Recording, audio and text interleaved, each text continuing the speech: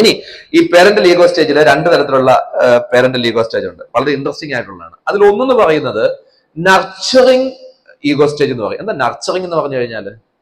വളർത്തുന്നത്. നർച്ചർ ചെയ്യാന്ന് പറഞ്ഞു കഴിഞ്ഞാൽ വളർത്തുന്നത്. ഇപ്പോ ഉദാഹരണം പറഞ്ഞു കഴിഞ്ഞാല്, നമ്മുടെ അപ്പൻ നമ്മളെ ഒരുപാട് സ്നേഹിച്ച്, നമ്മളെ പഠിപ്പിച്ച്, നമ്മളെ ഒരു ജോലിയൊക്കെ മേടിക്കുന്നതിന് വേണ്ടിയിട്ട് സപ്പോർട്ട് ചെയ്ത് ഒക്കെ റെഡിയാക്കി തന്നിട്ടുണ്ടായിരുന്നുവെങ്കിൽ ആ ഒരു ശീലം നമുക്ക് എവിടെ കിടപ്പുണ്ടാവും? നമ്മുടെ ഉള്ളിലുണ്ടാവും.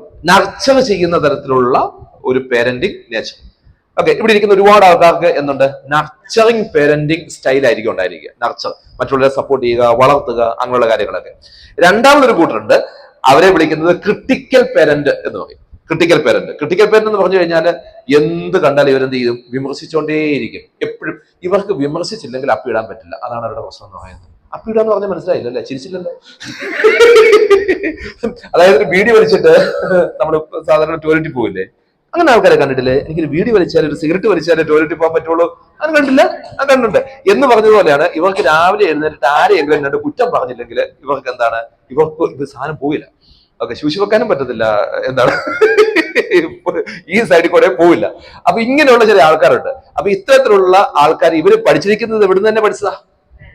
അവരുടെ പേരൻസിൽ നിന്ന് തന്നെ കിട്ടിയതാണ്. അതുകൊണ്ടാണ് അവരെ നമ്മുടെ ക്രിട്ടിക്കൽ പേരന്റ് എന്നുള്ള രീതിയിലാണ് അറിയപ്പെടുന്നത്, ക്രിട്ടിക്കൽ പേരന്റ്. അപ്പൊ ഒന്നാമത്തേത് എന്താണ്? നർച്ചറിങ് പേരന്റ്, രണ്ടാമത്തേത് ക്രിട്ടിക്കൽ പേരന്റ്.